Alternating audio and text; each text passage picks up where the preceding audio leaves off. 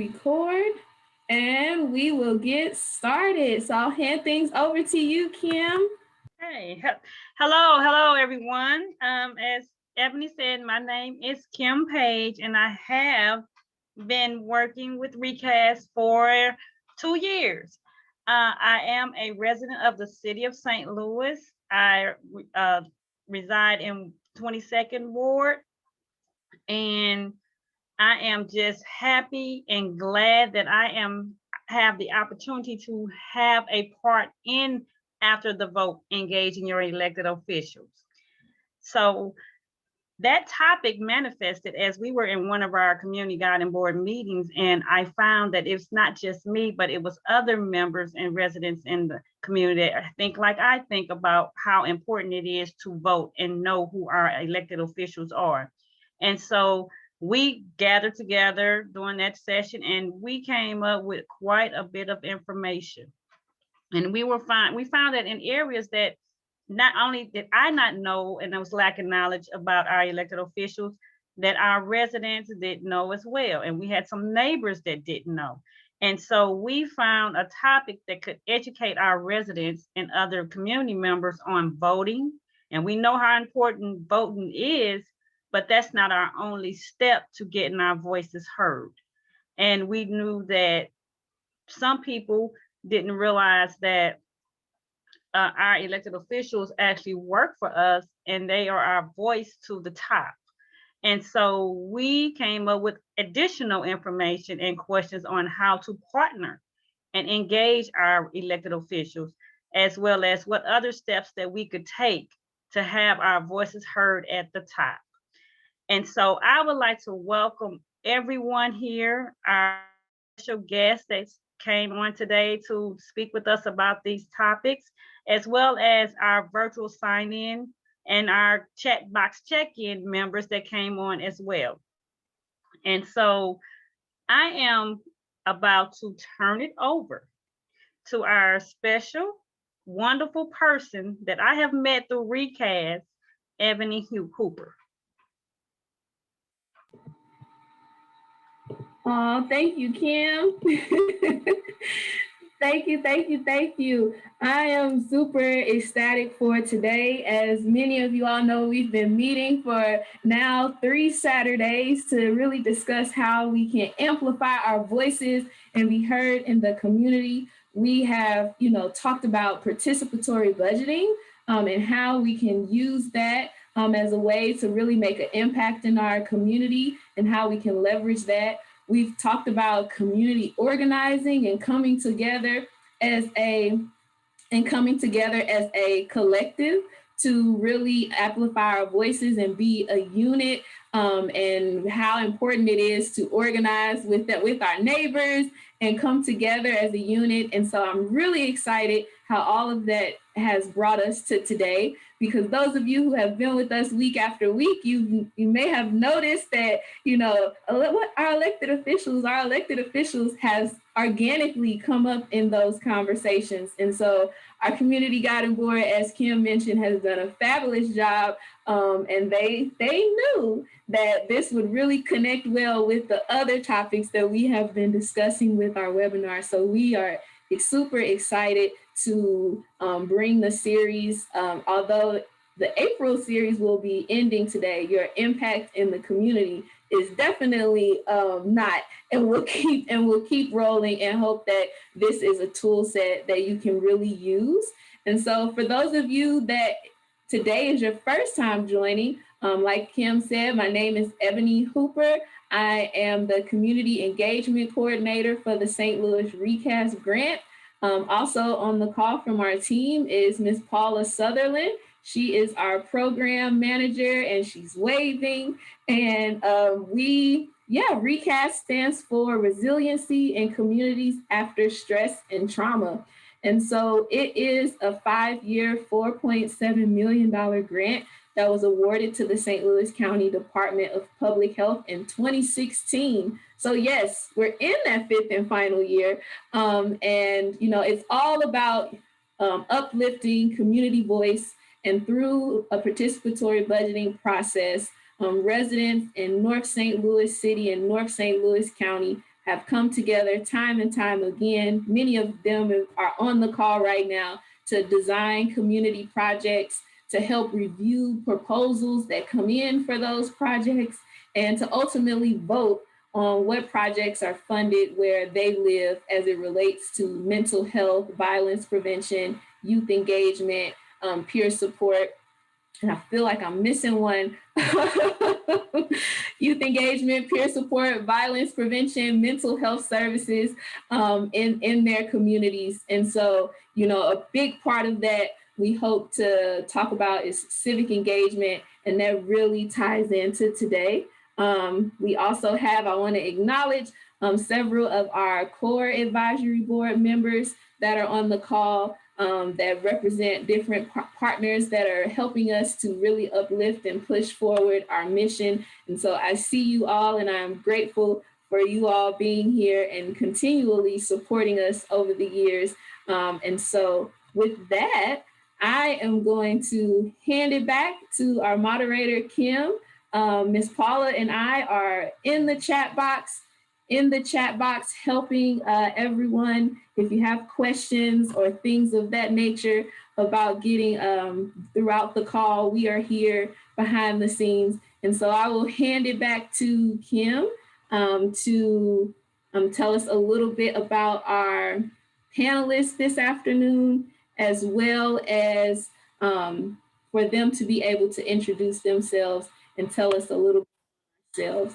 And I am going to help Alderwoman Boyd, and so she will be joining us momentarily. So I'll hand it back to you, Kim. Okay, thank you so much, Ebony, for that introduction and that explanation about why we are here this evening. So I am at the point where we will be doing an introduction of the panelists. And so we will begin with posing general questions for each of you all to answer. And then after the questions, you will have 10 minutes where you will be provided for each panelist will be able to expand on their specific topics before we will open the floor for the questions from the audience. And so at this time, I would like for the panelists to themselves, and then we will be able to, while you're answering the first question, introduce yourselves as we move along. So our first panelist that we would like to introduce will be former State Rep Cora Walker. Please give us a little information about yourself before you answer one of our general questions. All right, great. Thank you. Can you hear me? Yes, we can. Okay, great. Just wanted to be sure. You never quite know with Zoom. Good afternoon, everyone. As Kim said, my name is Cora Faith Walker, and I am the Chief Policy Officer for St. Louis County Executive, Dr. Sam Page. But prior to serving in that role, I was a state representative and served for 3 years, 1.5 terms, and represented the 74th District, which is North St. Louis County, includes Ferguson, which is where I reside with my husband and our 3 rescue dogs. I am a healthcare attorney by training. I've also got a master's in public health. My passion really is around health policy and healthcare access and eliminating health disparities and really focusing on health equity. I really applaud ReCAST and all the work that they've done over the past 5 years. I've had the opportunity and the privilege of participating in the participatory budgeting process a couple of different times now. So I felt really great when Ebony gave me a call and invited me to participate. So is that okay for an introduction? I want to make sure I'm doing this right. Okay. Great. That is great for an introduction. Thank you. Thank you so much. And so you mentioned that prior to becoming a legislator, you worked as an attorney and you're certified in the health law arena. What inspired you to become an elected official? Yeah, I'm really happy to talk about that. So I really care about like health access and policy from a real personal level. My dad is a disabled combat veteran, and like a lot of folks had a lot of like challenges and mental health, problems and demons from the war. And so he actually became homeless for a while.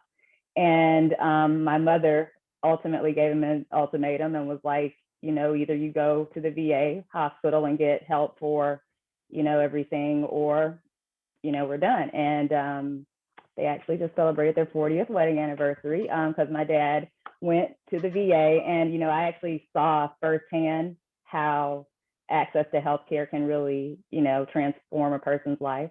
And so I thought I was going to be a doctor and go out and give healthcare to everybody, but God did not have that in the plans for me. I'll just say that, probably for good reason. And so I've realized, there's policy and laws that have an influence on how people can access healthcare. And so that's what I decided to do. And like I taught for a little while at SLU Law School, and did a couple of trips to Jefferson City to testify in support of Medicaid expansion. And after being there for a couple of different times, I kind of realized that a lot of the people that were making the laws didn't really know what they were talking about. And also didn't really have, the interests of my community in mind, and couldn't be represented as well as someone that actually looked like me and was directly impacted by the laws, was actually up there making them. So that's why I decided to run. That is very interesting, and thank you so much for that information. Absolutely. So can you take a moment to explain your role as the former state rep and the responsibilities and how your role differed from other elected officials? Sure. So as a state representative, I was one of 163 different members of the House of Representatives. So it was the second branch in the legislative body in Jefferson City. There's the state Senate, where there are, I think, 34 state senators. I was one of 46 Democrats at the time out of 163 legislators. So we were in what was is known as the super minority, which basically meant that we didn't even have to show up to work, and they could still vote and carry on business. The Republicans could, as normal. And so, I also sat on a lot of different committees that were of specific interest to me and my background. So health and mental health policy committees, like budget committees that dealt with health, which was really important as well. The state has a $30 billion state budget, and those legislators make decisions about things like, programs like, youth violence prevention programs and those sorts of things. And so that's something else that happens on the state legislative level. Okay, thank you so much, former State Rep Walker, for giving us that information. It was very powerful and it was very informative. Okay, and so now we will move to our next panelist, and that will be Jennings Councilwoman Owens. Hey, how you doing? Thank you. Hi, how are you doing? Okay. So I'm going to ask you to introduce yourself. Okay.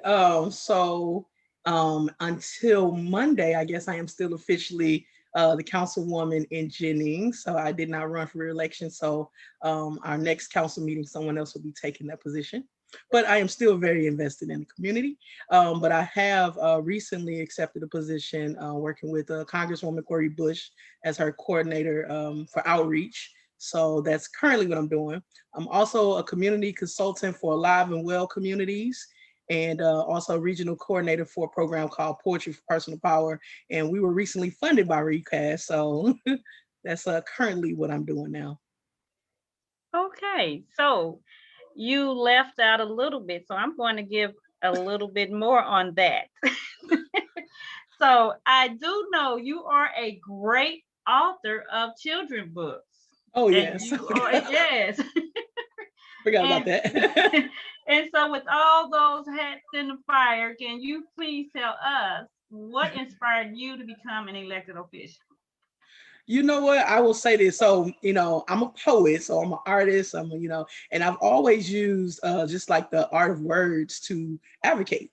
So a lot of things I saw happening in the communities, I would use that form of expression to talk about those issues, address those issues. So I never saw myself getting into politics, but actually I will say, once I started working with the Live and Well communities about 4 years ago, and we talked a lot about trauma, and it was the first time I just kind of understood, really what's kind of going on in our communities. And it gave me a different like perspective. And one of the things that we would do, we would go in our communities and have these conversations with our neighbors about what is trauma, and then what are some of the things we see going on in our communities, and then what are some ways we can address those things.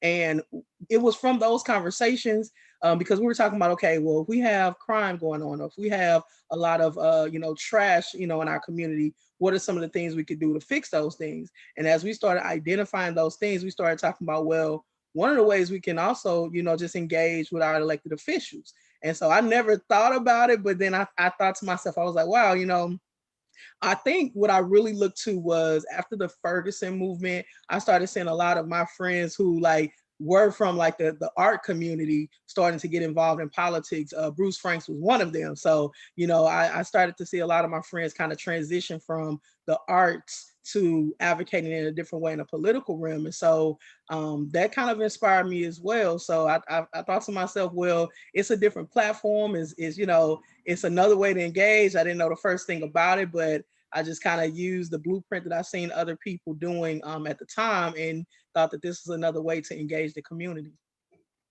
Okay, thank you. And I want to congratulate you on your new position coming up. Thank you. And I appreciate it. and so, can you also tell us and explain your role and responsibilities and how it differs from the other elected offices? Okay. More specifically with the councilwoman role in Yes. Jennings. Okay. So yeah. So when you think about your councilwoman, a lot of times, in the community when we have issues, we don't always know exactly who to call. You might call the police for something that really you could have called your council person and say, hey, can you help me with this problem? For instance, like nuisance, if you have neighbors that you're not necessarily getting along with, or if it's potholes in the street, or if it's a lot of trash everywhere, you can reach out to your council person, or I think in the city is your alder person, and talk with them about some of your concerns. And the whole point of your position is to be an advocate and to be a liaison between the constituents or the community members and the mayor and the other people that sit on the council. We're supposed to work together in the city to address the issues that are going on. So the role of a council person is really to be your voice. And so when it comes to the things that are happening in the city, like speeding or violence and crime and things like that, each ward, each section that you might represent, is your responsibility to, first of all, understand what are the needs in that particular ward. So if I'm concentrating on the fourth ward, our issues might be a little different than the first ward. So if we have more crime or more, potholes or something like that, then I want to collect that information. So when we come to our council meetings and we have to vote on different policies and, things that are, being passed in the city, then I want to understand what my area concerns and their needs are. So then when it's time to vote, then I'm voting and I'm using their voice to make my decisions, not like what I personally think. I'm making sure that I have a connection with the community. And so really they need to know that they can come to me. So if I'm your council person, you should know who I am. Like it shouldn't be that only, during election time, you know who I am. Like I should have a relationship with you. And sometimes, especially like the larger the municipalities are, you won't necessarily know everybody, but a good elected official is, constantly working throughout the year to engage and find other ways to connect to all your constituents. So that if that means that the ones you do know, you're letting them know, hey, come to the council meetings, bring your neighbor to the council meeting so that you guys can be represented. Because a lot of times the decisions that reflect, you personally are being made, without your presence. So a good council person is engaging the constituents, making sure they know when the meetings are happening, and especially if there's important things that are happening, major changes in the city, get in the room, get in the space, or at least if maybe you're not able to come, but at least your elected official is working with you to understand, how do you feel about this? How do you think this will affect you? And then when it's time to vote, they're making those decisions on behalf of how they feel their constituents will want them to vote. Okay, thank you, Jennings Councilwoman Owens. No problem. Okay, so now we will move to County Councilwoman Webb. Please introduce yourself and give us a little information about you.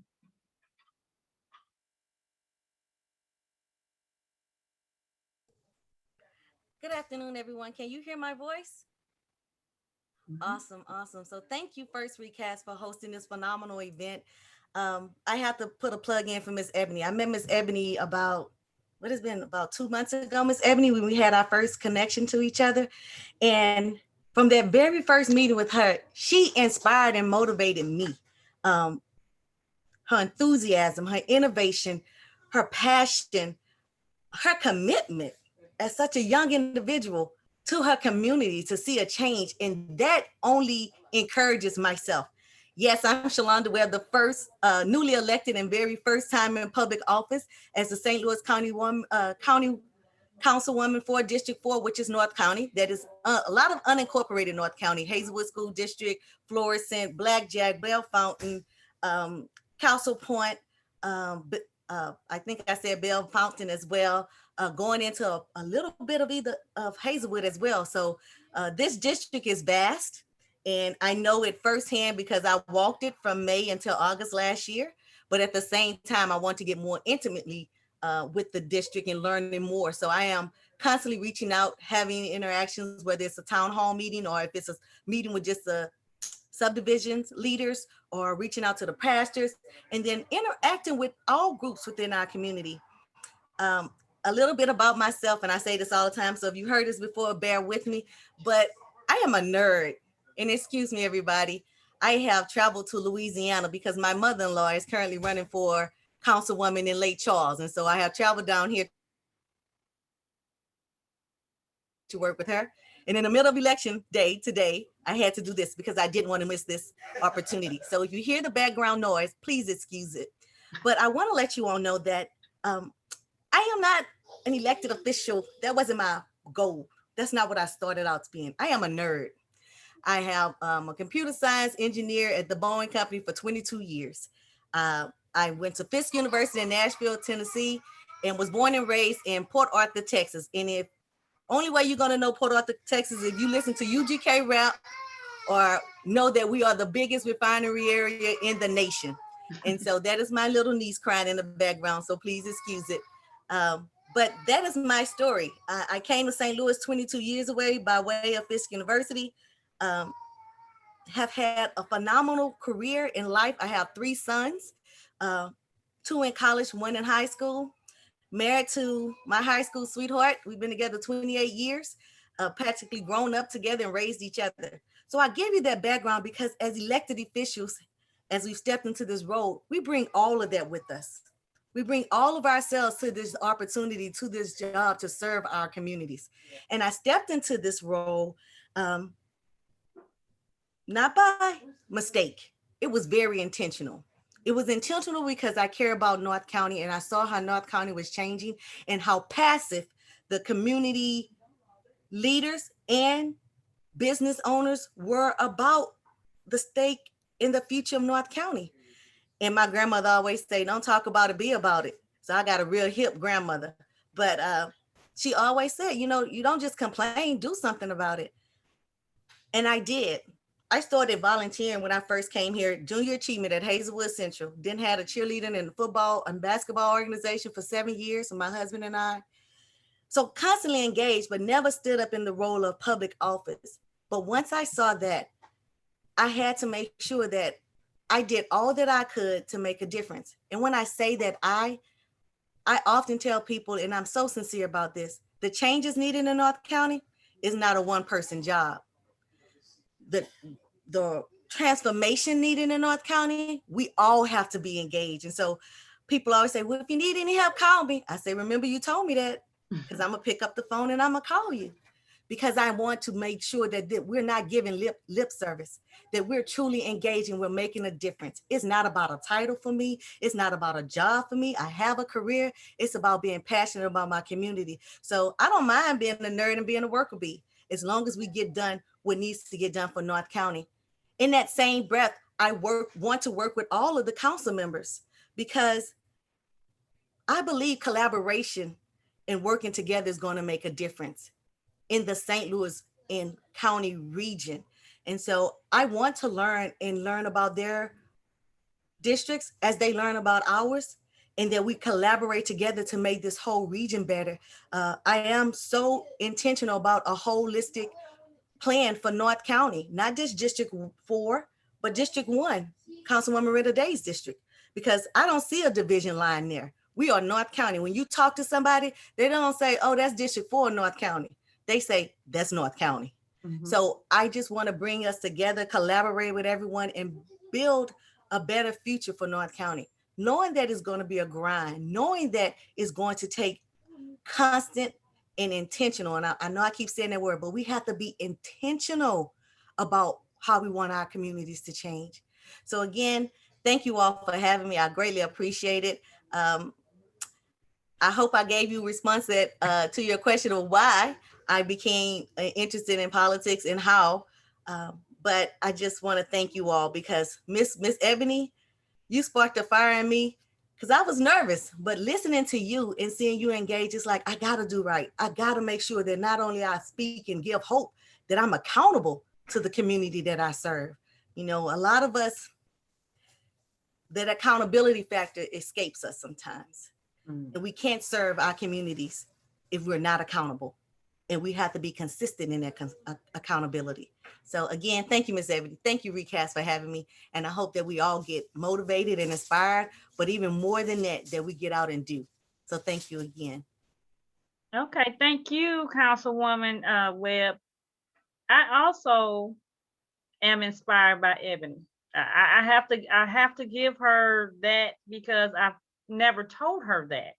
But she keeps me going. She works and she serves with a smile all the time, no matter when I've seen her or when I've been in her presence. So I have to thank her and give kudos to her too as well. And you did answer. I agree. You did answer our question about what inspired you, but I also want to hear, and our attendees would like to know, what is your role and responsibilities as a councilwoman? So we're having a dialogue here. So we're going to make sure we interact with each other. At first, I thought it was just baptism by fire when I first came into this role.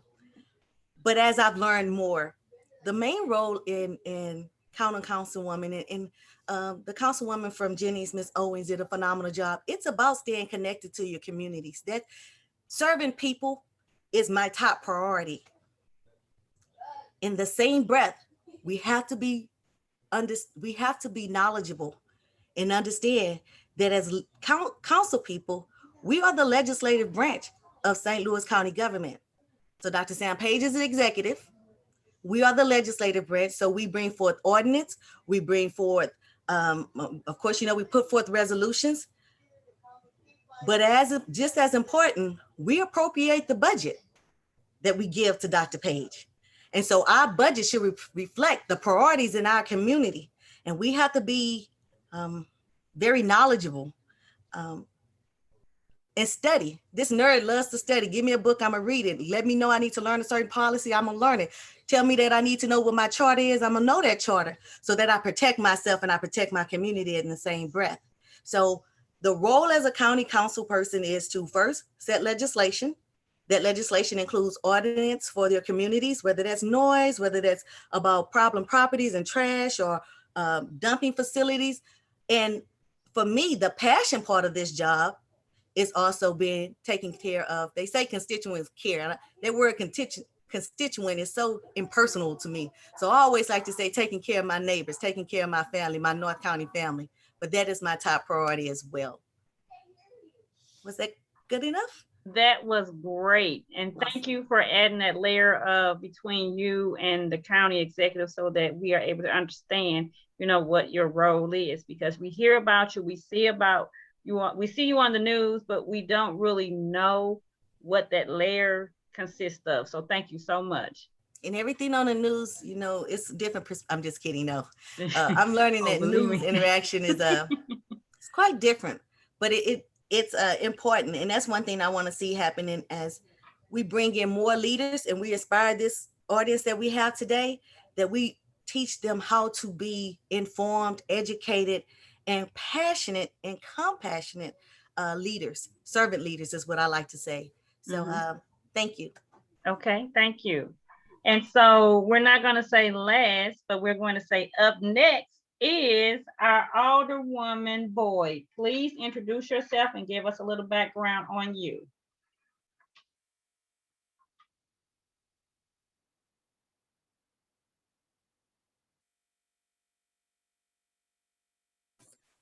Okay, can you all hear me? We can. Okay, thank you, Miss Ebony. Thanks for your patience, because of course I'm like the others. I am multitasking. So we just got through with our ward meeting. And so now I'm putting my wife hat on and I'm at the grocery store. So I'm kind of multitasking. So you want to know why did I why did I get into politics? And ironically, that was not my idea of what I was going to do. I was just a lady that moved on the block that had some issues, built a block unit, and wind up closing down 5 drug houses in 5 years. And I started working with someone that had became my friend, Gregory J. Carter. And his mom said, "It's somebody I want you to meet that's going to run for alderman." And I started working with him and supported him for 20 years. And so the night that he got killed, I had just talked to him, hung up the phone. A couple hours later, they told me that he had died. And so I never planned on being in politics. I was just a lady trying to build communities one block at a time. I was the chair of area of council for the Federation of Block Units. Then I sat on the board of the Urban League. And so I continuously kept helping residents, but I knew and saw that our residents were not educated and empowered on issues and how to make things happen. I listened to the ladies that were prior to me, and they hit it on target. Politicians have to understand that the people have to be listened to, but we have to educate them in regards to issues that's out here and how to get issues addressed.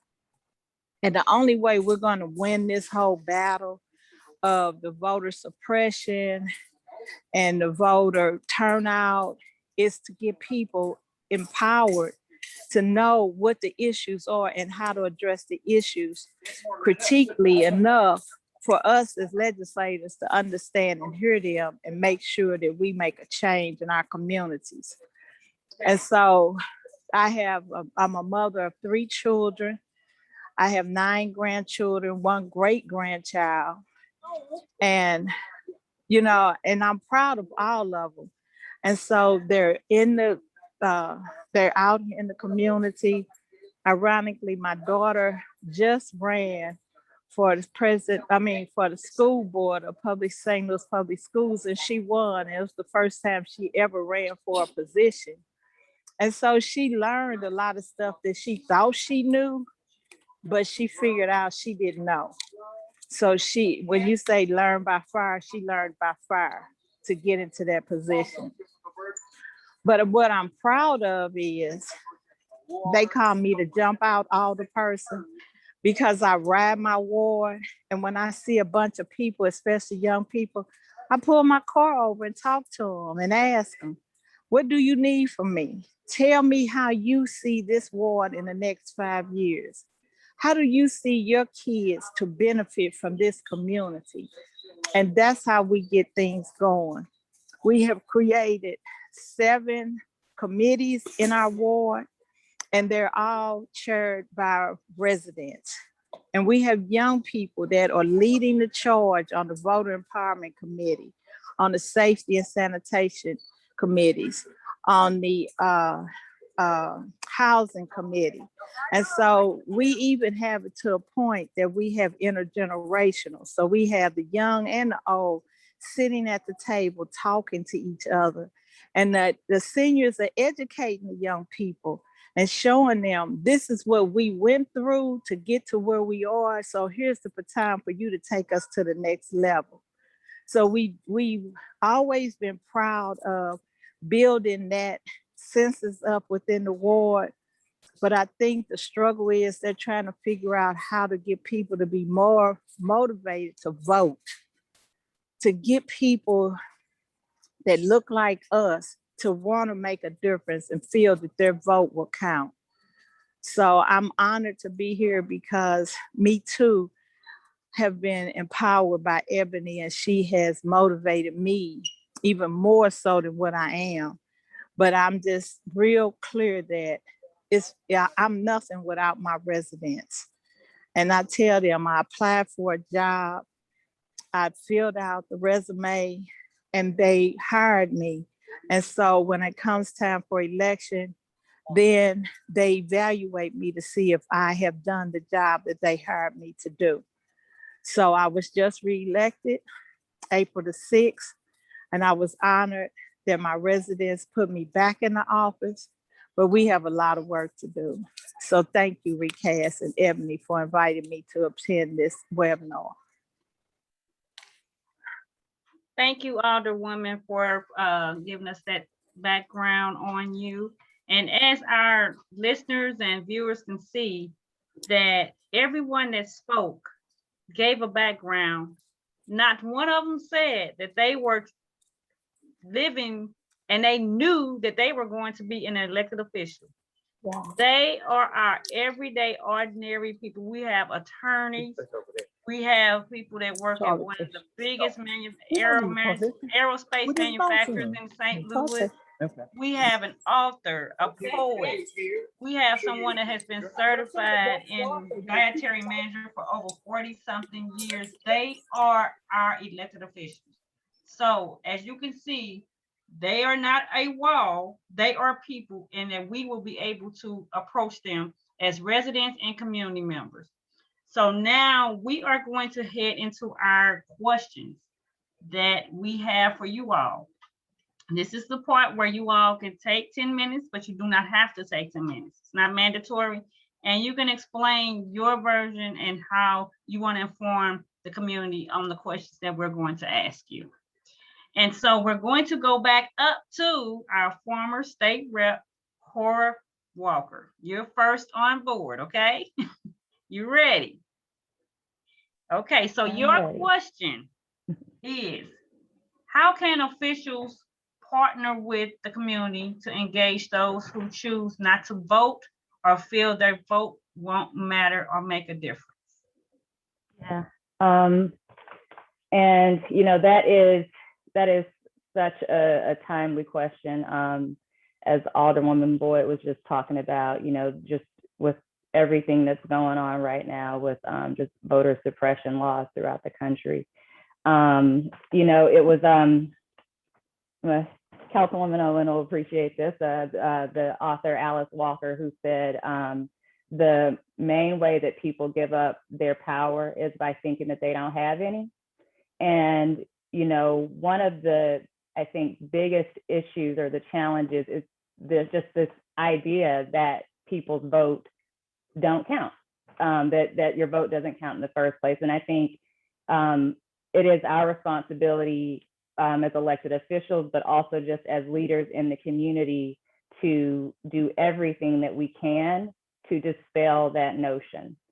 If your vote didn't count, they wouldn't be trying so hard to take it away. If your vote didn't count, they wouldn't be trying so hard to make it hard for you to vote.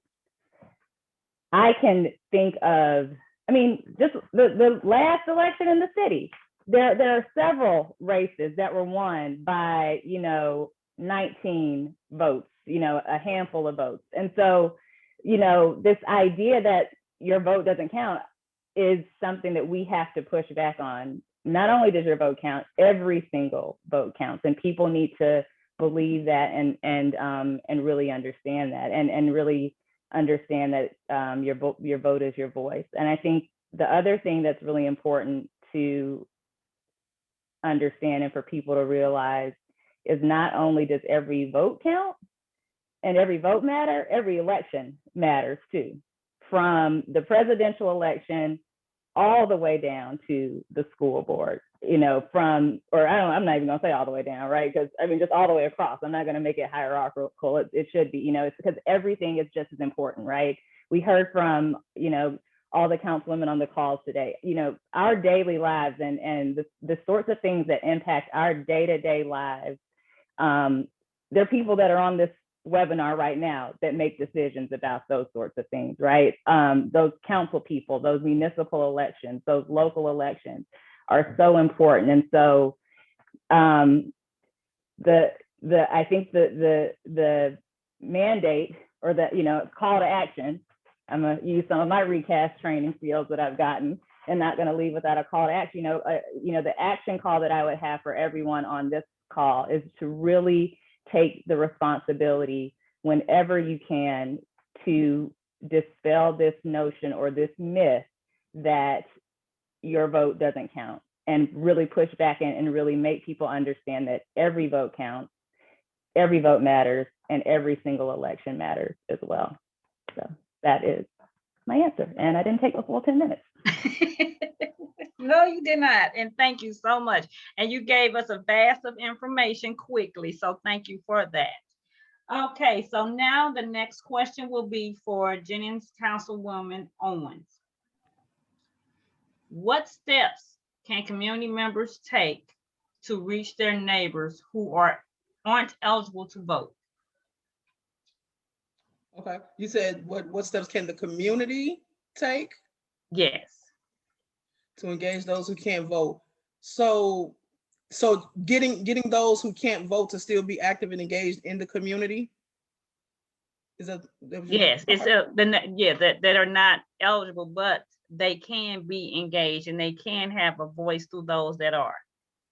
Absolutely. And so I want to kind of address that question, I guess, in two ways, as far as thinking about when you think about who can't vote in the community. So for the most part, kids cannot vote. But let's think about kids. Kids are very instrumental in the community. And so even when you think about being in school, there's ways that you can get involved in school, as far as getting on your student council or, volunteering or starting little mock campaigns and things like that. Or even, when you think about when it is time for elections, kids can get out here. I know for my campaign, I had my nieces and nephews, canvassing with me and knocking on doors. As a matter of fact, my nephew asked the other day, he said, "Do you have any friends running for office? Because I want to do that again." So it's important. And when I think about it, when I was a kid, my mom and my grandmother, they worked on different unions and they had us out canvassing. So in a way, I guess that seed was probably planted very early, so that's another way that you can engage the youth, and so they can kind of see firsthand with these elections, getting involved. And when I think about ReCAST, the model that you all have with the way that the delegates are able to be, I think 11, and participate in that process of being able to, come and vote on community projects. So it just kind of starts them very early to just see how that election process works, but their voices being counted. So young people can get out here and participate in different things in the community. But another group that, typically are not able to vote, sometimes if you are a felon or something like that, right? So it's still ways that even as adults, if you are not able to actually get out there and vote, in our community, there are a vast array of things that you can do. You can get out here and help with these elections, but at the same time, communities can start like block units, start something on your block where, again, because every block might be different throughout your city. So if your area, these are some of your concerns, you could be the block captain, or you could be someone who's, active on your block. You can start petitions, and the number one thing, you all could do is come to the meetings. A lot of times things are happening, to and about you But if your voice is not represented, even if you can't vote, you can still speak up. You can come to those meetings and voice your concerns, or again, whoever your elected official is, talk to them about some of your concerns to make sure that your voice is still being heard as well. One of the things that everybody can do is, volunteer. Every area has, seniors. Go check on your seniors. Do different things in the community. Beautify your community. I forgot to mention that one of the reasons that I did run for council is I'm from Jennings. I've been in Jennings over 30 years. And as a kid, Jennings was, my side of Jennings was so beautiful.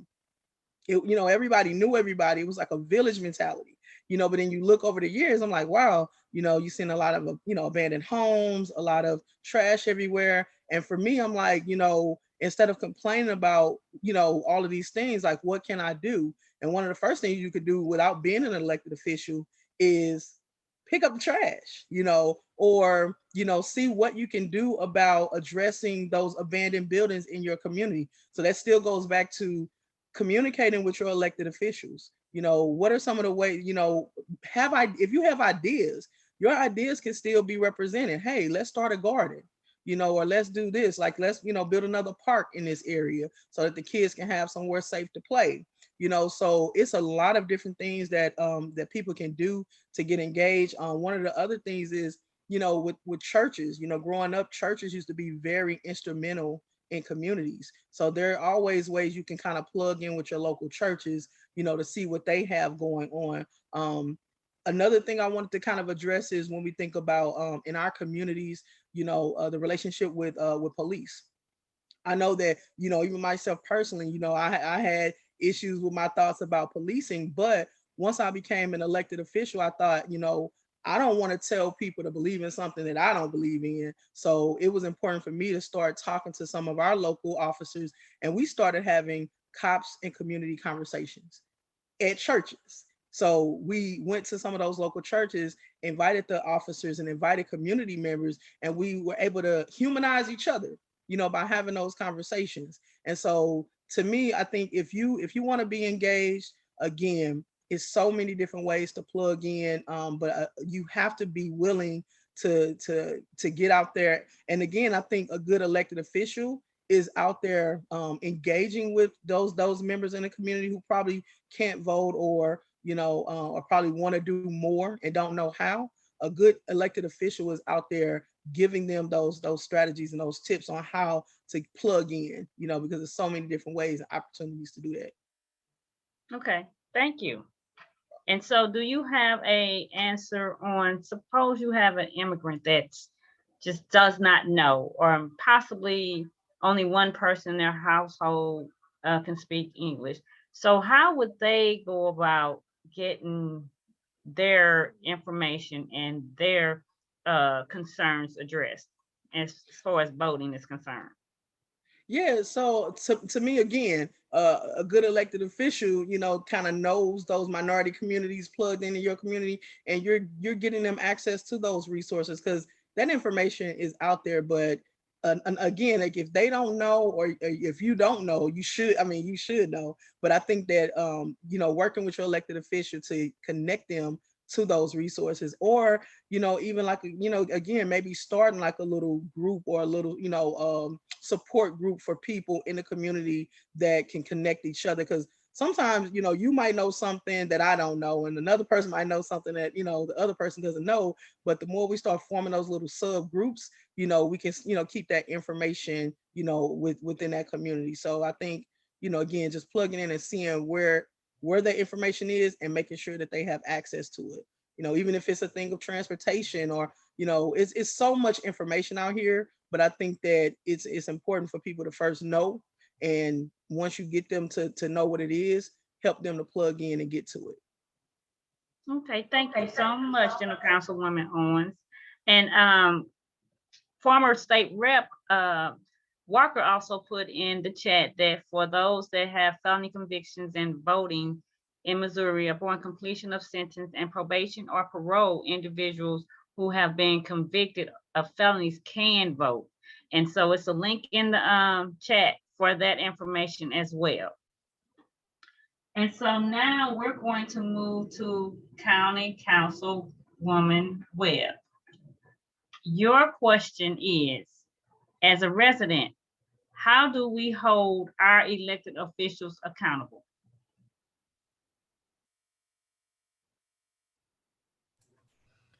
Thank you, Ms. Kim, for that question. And before I jump into that answer, I know you all see me putting my head down. I'm taking more notes probably than anyone else because I am a vivid advocate for reuse. I don't believe that we have to reinvent the wheel every time we need to do something. I do believe that we can leverage with one another, collaborate, and build synergy. That's going to make a bigger impact than one person trying to start everything over each and every time. So again, that's why I'm putting my head down.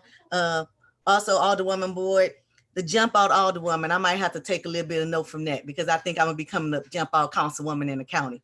But I love that enthusiasm. As for accountability, I've said it often in the past, holding your elected officials accountable is being basically what Councilwoman Owens was saying, you have to be engaged. So holding me accountable, because I tell that to everybody I've met, talked to, thank you for complimenting me on my on how kind I am, and thank you for all of the nice things you tell me. But when I walk away, I want to make sure I made a difference. So I need you to hold me accountable. And to do that, you have to be informed and aware of what's going on. And you can't know that if you're not engaged. So one way to keep me accountable is to be engaged, right? So you can check me on where I'm falling short. I always give the analogy, and excuse my term if I offend anyone, but as a Southern girl, I say, if you really care about me and you really care about our community changing, if you see my slip hanging, tap me on the shoulder and say, sweetheart, you're doing this wrong. You can do this better. I invite that because I know that you're paying attention and that you're going to make sure that I stand to what my word is and that I follow up on things. Another way to hold me accountable in addition to being engaged is to participate in the meetings, as Councilwoman Owens said. I know everybody doesn't have 3 hours every Tuesday to come to a council meeting. Sometimes I don't have 3 hours, but I volunteered for this. And so that's my obligation and commitment to this responsibility. But coming to those meetings so you can hear what's going on is also a way to hold me accountable because that's informing you to know what's going on. And then another way of accountability, neighborhood care or neighbors care, call me, call the office. If you're going to get me, you're going to get the legislative assistance and let me know what's going on. Let me know what is a concern of yours. Another way there's accountability, and it's not just an individual from the neighborhood, but it's working within the council. I often talk about collaborating and communicating and sharing. Communication to me is almost like knowledge is power because I can know and hear what's going on. I'm really big on communicating. And when I talk about the council, I don't think we need to always work in these silos. That doesn't benefit us. We have to be more open and transparent on what's going on. And I think I'm causing some riff on the council because I'm like, yeah, let's get together. Let's work on this, have a public meeting about it. Why can't the public see what's going on? I do that intentionally because I want my community to know. There's some tough issues that's coming up in our community. Some issues that's been going on for years and years, almost decades. So how do I let my community know that without communicating with them, without informing them of what's going on? And then for them to be able to reach back out to me. So yes, attending meetings. So yes, calling me directly. Yes, being engaged with the community. All of those things is to give you knowledge so you can then hold me accountable.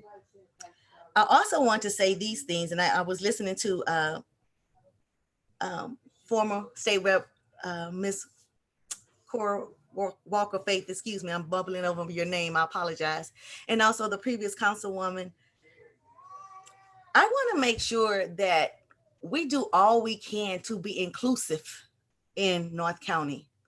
And whether it's COVID or whatever else it may be, in order for us to be inclusive, we got to make sure we touch those who don't have access to this beautiful platform we have now, this virtual world and social media. Those people still count. Those people still make a difference. Their vote matters. The way that they receive their services matter. So I want to be intentional about reaching out to them, whether it's going to be mail, snail mail, or me walking in the neighborhoods. I am going to be walking every summer. Why? Because I want you to know what's going on. And I can't take for granted that you have access to social media or you have access to a virtual meeting, because we all don't have that. So I need to do what it takes to get engaged. And lastly, Ms. Kim, I would like to share this as an example. When you talk about holding people accountable, there has to be some trust there. And if you're in a community and you don't have restored trust, they're not even listening to you when you talk to them. So how do you restore trust? You need to be in their community, in the community consistently, not a one and done, not election time, not when it's a photo op, but consistently. And so there is a neighborhood that I am very passionate about, and to my full disclosure and transparency, was ignorant about. I didn't even know that neighborhood existed in North County. But I intentionally go there to deliver food, to give coats to the kids, putting out programs and helping and partnering with other organizations to put in programs to build some public safety. I do that because when I knock on the door and I say, hi, and they go, oh, Miss Webb, that's you? Miss Howard knows my name, or Miss Jackson knows me on a first name basis. And that doesn't mean they have to be some leader in their community. They just a concerned member in their community. So again, build that trust in your community. Show your face as Alderwoman Boyd, jump out Alderwoman. You know, they got to know that that passion is extended beyond just an office. You know us, we know us as a people. You got to be authentic with us. You can't come with us with this flashy song and dance and have no substance to it. So we need to make sure that we rebuild that trust so people will be engaged, and that engagement allows you to hold me accountable because you know what's going on. Thank you, Ms. Page. Okay, thank you so much, Councilwoman Webb. And I'm going to piggyback a little bit off of you. I'm taking notes. You know, they said back in the day how, oh, I'm learning something new every day. No, I'm learning something new every minute of this conversation. I mean, every time one of you all speak, I'm learning something. I'm getting more enthused. I'm getting more more push to going towards getting out there and advocating for our community. Because if we don't do it, who will? So thank you so much. I am going to move to Alderwoman Boyd now. Alderwoman Boyd, your question is, there is a hierarchy of elected offices. How can residents determine which of their elected officials is the best to contact?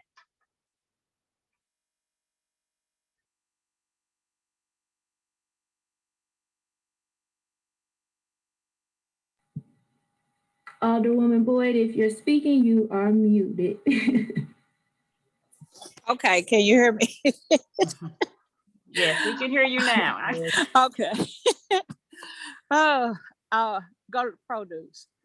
And so to me, it's not who's the one to get the information. It's the one who you, as Ms. Webb said, who you build the relationships with. And so I always felt, I was always taught, the committee people are the grassroots people. And they are the ones that's responsible for to get out the vote, to connect the residents in regards to issues, because I heard the other elected officials speak on, derelict buildings and that thing. Well, back in the day, those were the committee people that did that work.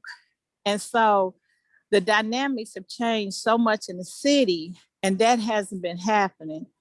And so now people, I think, like the older people, are becoming more accessible to the residents.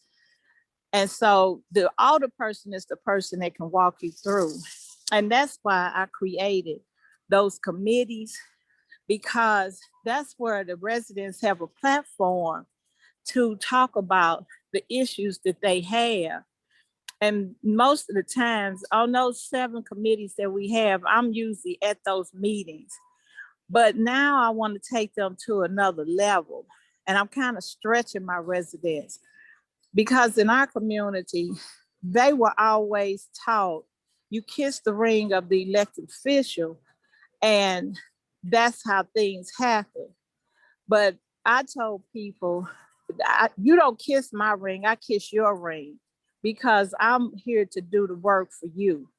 And so, as humbly as I can, I try to make sure that those residents are able to go to the right avenues to get the services, but I put them through those committees.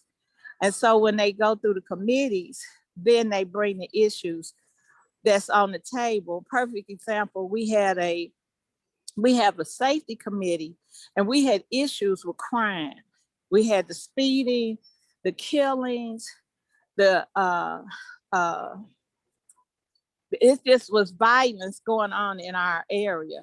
And so what I did was, and me and the mayor of Jennings have been working together for 2 years to focus on this crime. Because with us being so close to Jennings, we felt that what happens in the 27th ward is going to impact Jennings and vice versa. So what did that safety committee do? They started having conversation, and then they started looking at the issues that they had within those in the ward. And the Jennings mayor and councilman started talking about their issues. And so then we did a call to action on the mayor of the city of St. Louis. And when they came to the meeting, we had over 100 people on that call. And what they did was they had an ask. They asked for improvement of quality life issues within our communities to ensure the safety of those residents. I thought that was powerful. For one, it was powerful because it came from a Black community that nobody ever thought cared enough to want change in their community.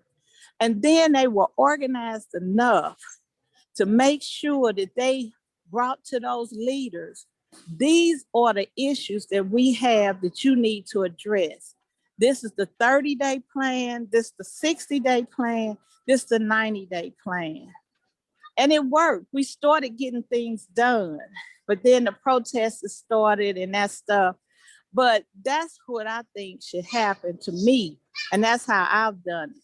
I made sure the residents were at the table with the issues within the community. And as I said earlier, now I'm taking them to the next level. And they get nervous, but I said, it's okay. So now what they're getting ready to do, they're gonna start sending letters in to the city government of the concerns that they have from their communities, and ask to speak at those hearings and talk about what they think should be going on in their community. So I think it is going to empower and educate those residents to a point that they'll get things done that they never thought that they could get done. Because honestly, my residents think they have no power and they think they can't get anything done. But when that voter empowerment committee had a goal to increase the voter turnout in our ward, when Congressman Clay had ran for office for re-election, and they called us and said, what did you do different? And we said, we canvassed, we educated, and we empowered residents. Our voter turnout went up by 10%. So I'm trying to show the residents what they can do.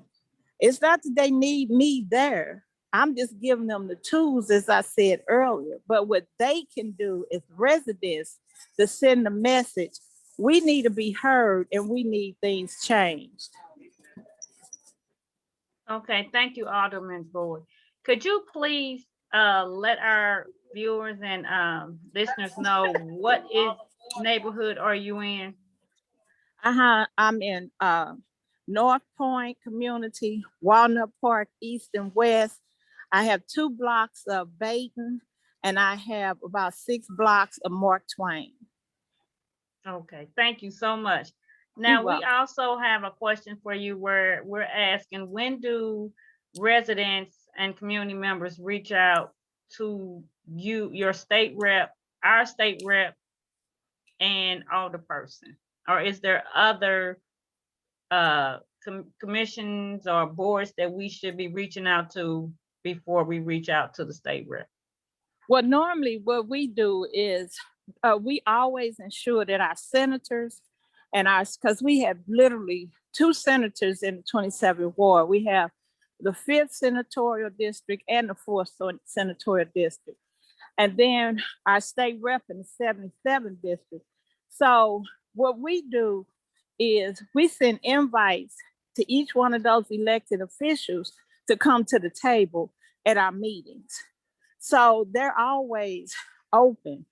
And that's one thing the residents are excited about, because they said that they have had more contact with the senators and the state rep than they had in the past. So to me, it would be the first point of contact. Perfect example, we got an issue with MSD. So I was the first point of contact. And so now we took it to the state rep. So I let them go through the protocol. So we don't want to disrespect anybody and jump over anybody's head. So we take it to the alderperson. Then if I can't get any results, then I take it to the state rep. And then the state rep, we invite the senators to come in for them to hear the issues. Did that answer you? It did. Thank you. Okay. And I have I have a couple of more, but it's one in particular that I would like for you to explain to those residents that live in the city. What is the Citizen Service Bureau and what do they do? The Citizen Service Bureau's responsibility is to take all citizen complaints within the city from every aspect of the city, from safety, health, buildings, whatever. That's their role. And so what we did was we did a tutorial to educate people on what the process is. So what I've been telling people is, first ask who you talking to and write that down. We passed out little notepads for the seniors. Ask what their name is, get your complaint number, and then record the day that you called the complaint in. So that way I have a tracking method. When they call and say, it's been 2 months, they didn't follow up, then I'll follow up with that commissioner and say, my resident called 2 months ago, this is the complaint number, get back to me and tell me what the results are. Okay, thank you, Mrs. Boyd. And I know I said one last question, and I truly mean this is one last question. Okay, so can you provide an update on the O'Fallon Rec Center meeting and North Collaborative efforts? I cannot, because that is not my ward. And so I don't, ironically, I know people that were a part of that, and we were inviting them to our meetings, and they were giving us updates, but they haven't been there for a while. So I don't know what they're doing. Only thing I know about O'Fallon Rec is they have 6 districts as the temporary police station there because of COVID. They spread the districts out. But besides that, I don't know what they're doing. Okay, thank you so much, Alderman Boyd, for answering all those questions that we have for you while you're also doing your other duties. Right now, so right now we're going to move towards the comments, questions, and open discussions, and anything that is in the chat. Salad mix, spinach.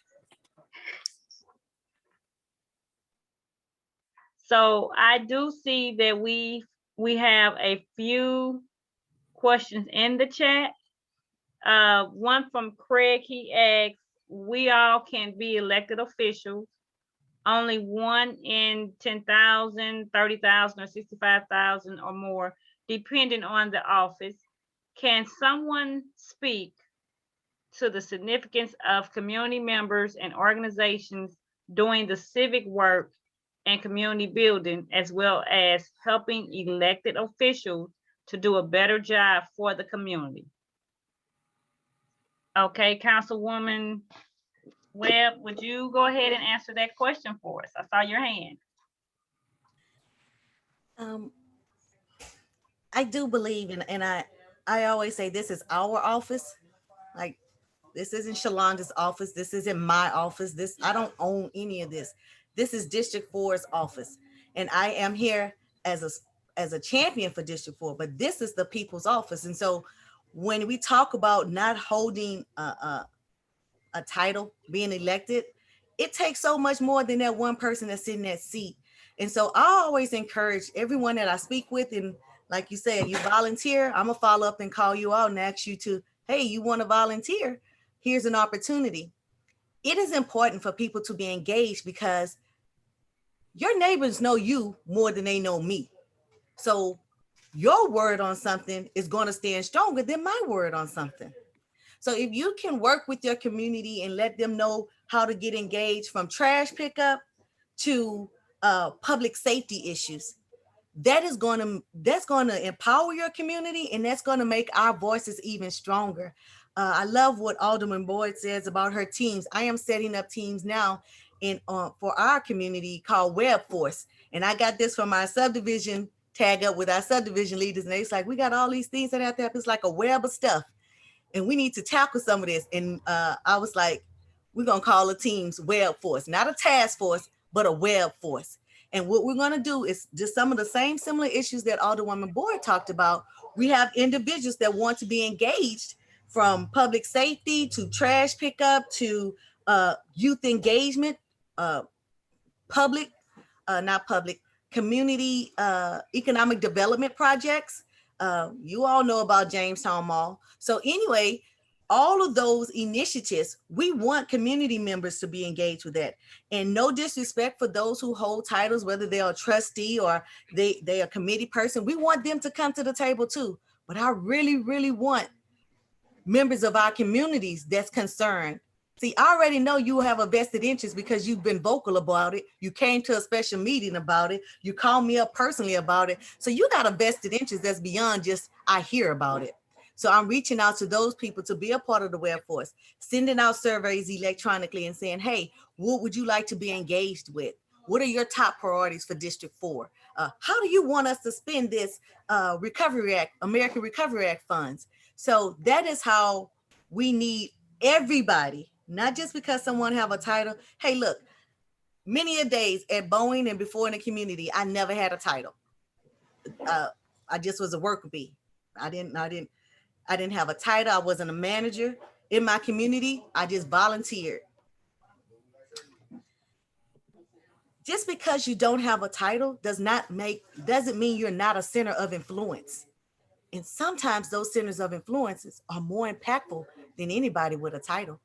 So I'd rather work with the people in the community that are centers of influence, that are just passionate. Hey, I'm a neighbor, I'm a mother, I'm a dad. I'm concerned about all this speeding that's going down down Shackelford every day. I'm concerned about, hey, why all these people gathering at this house time and time again, and I know they don't have that many friends.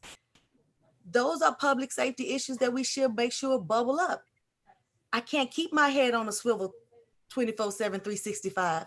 I need you all looking out in the community. So that engagement has to be at the root level. Y'all say grassroots level. That grassroots level engagement and being a part of the Web Force, the different Web Force incentives, will definitely be more appreciated, because that makes you have a vested interest in the community even more, and it'll make such a greater impact. I hope that answered the question, Ms. Kim. Okay, and I also have another question for you that's in the chat. Let me make sure. Okay, so it says, Councilwoman Webb, do you also represent unincorporated St. Louis County, and what method do you use to contact your seniors? So, Ms. Kim, yes, ma'am. I do represent unincorporated St. Louis County in the northern district, right? So Spanish Lake, all of that unincorporated in that area, Barrington Downs, Portland Estates, all that unincorporated, I do represent. As I mentioned before, great that we have this new technology, but everybody doesn't. And so I use what some call a snail mail, but we don't really have a budget to reach out just about community information. If it's business of the council, there may be some ways for me to pay for it. So I'm using door hangers, I'm using telephone calls, all that I have at my fingertip, I am to use because I know everybody doesn't have an email address. I know everybody's not on Facebook, but that does not discredit you from being a concerned and want to be an informed neighbor in District 4. So we're using all of those tools to stay engaged with our seniors as well. That was one of the big things with COVID. Go online. They keep saying the numbers aren't up in North County. The numbers aren't up in North County. They can go online and register.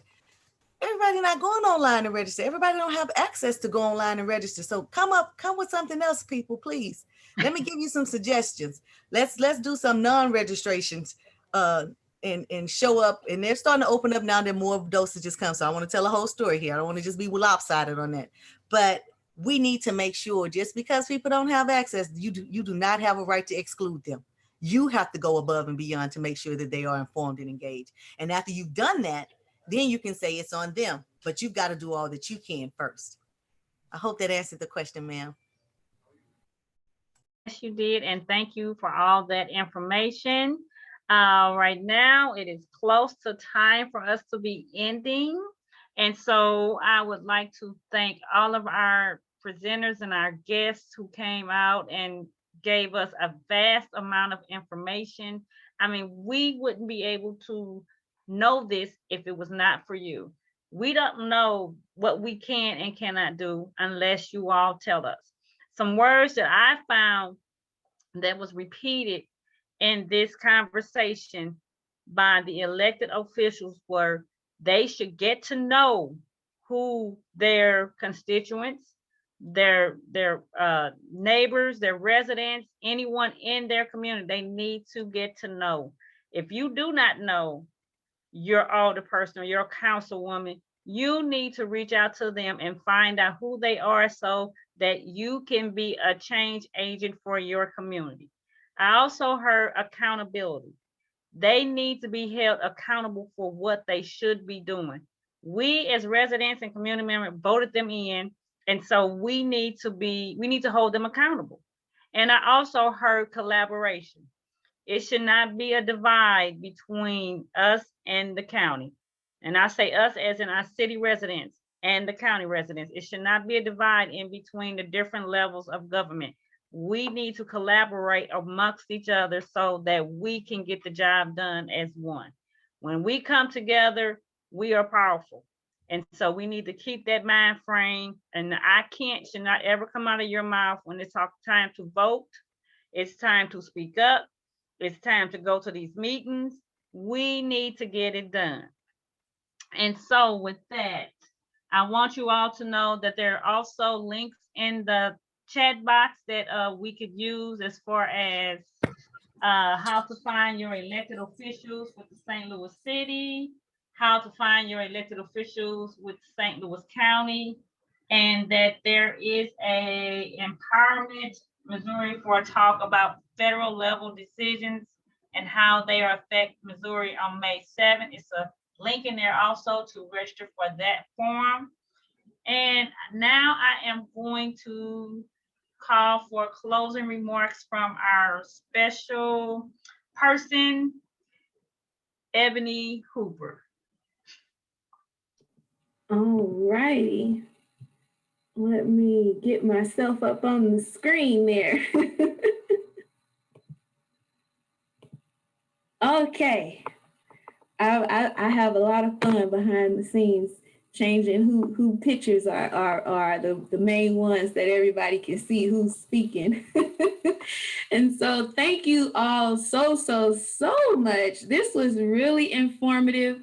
I have been scrolling through the chats, trying to capture everything. Kim did a phenomenal job as a moderator, also throughout this entire series. And as well as today, we mentioned, the roles that community members can play. We mentioned, things about civic engagement, and, throughout the series have touched on, different ways to be involved, whether that's through, voting, or whether that's, if you aren't able to vote, volunteering, being a part of community-led initiatives, being involved in going to meetings. And so, our community guiding board with St. Louis ReCAST is an example of many initiatives that are going on throughout St. Louis metro area for people to be involved. And so, our residents, we, as one of the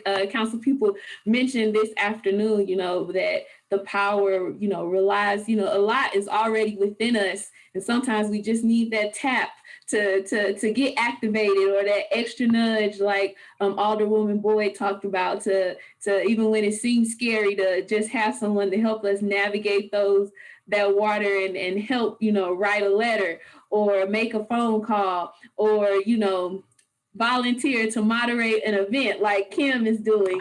All of these things are, are a part of civic engagement. And, each of you, are powerful, and each of you have a voice that is deserving to be heard. And so, through those different links, and you can identify not only, who your local elected officials are, but also, who are my state reps, and, for my district, and, all those different offices, to be able to have that information, because as it was mentioned today, a lot of the work kind of starts with first being informed and knowledgeable, so they can take those next steps. And so I've thoroughly enjoyed everyone over these last 3 weeks, and especially today. And so, I've heard some mention too, our first meeting, we spoke about participatory budgeting, and one of the avenues that we discussed, that funding and community members playing a role in discussing how funds are allocated to serve their communities. And so that is something too that you can take up with, your elected officials, to discuss that. And even organically today, we heard that, some people are doing that, asking people, how should these funds be used in the community. And that is the way that your voice can really be empowered, whether you're eligible to vote or not, or whether you voted, you can still be a part of those conversations, those ongoing conversations, because as you all mentioned in the chat box, it's not a one-time thing, and there's a lot that occurs in between time. And so, to really push that needle, that involvement in between. So, I hope that you are empowered to volunteer. Sounds like in Ward 27, they have some awesome committees, and I'm sure in other wards and in other areas that, there are committees. So we could take a step to see, what committees are going on in my area that I could join.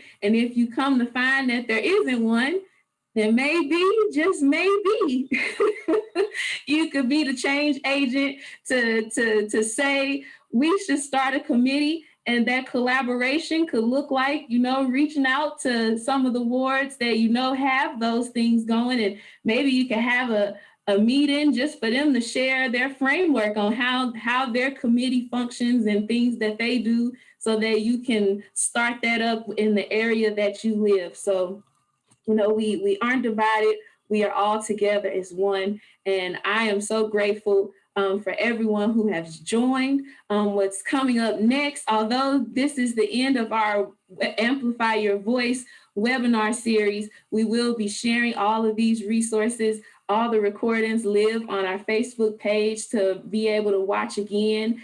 And in June, we will be getting back started with another webinar series because, as Craig, one of our core advisory board members, mentioned in the chat, that our local grassroots organizations play a role in this work as well. And so we will be having a series that's centered on them as well to talk about participatory budgeting and community engagement and fostering connections between our different organizations that are working within the community. And we'll be talking a little bit too, because we know money is power sometimes, and we'll be talking about, that technical assistance as far as, writing for grants and trying to get funding and things of that nature for your organization. So ReCAST, we are going to be continuing this work. You can always contact us. Again, I am Ebony. I'm the Community Engagement Coordinator. And before you go,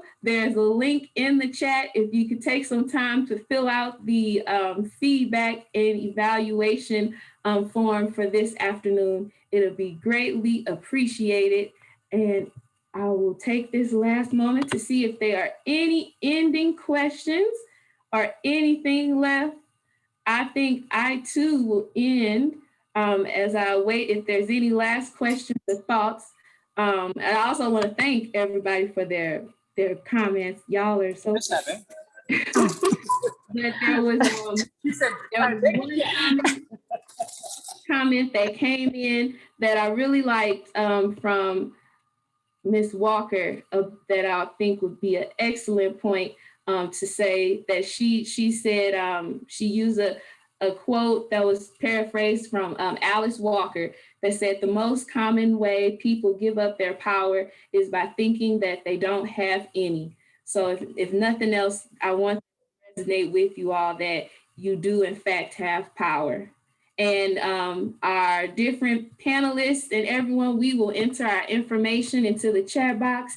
If you need to contact any of us or want to follow up with any of us, you will have that information. And with that, enjoy the rest of your afternoon.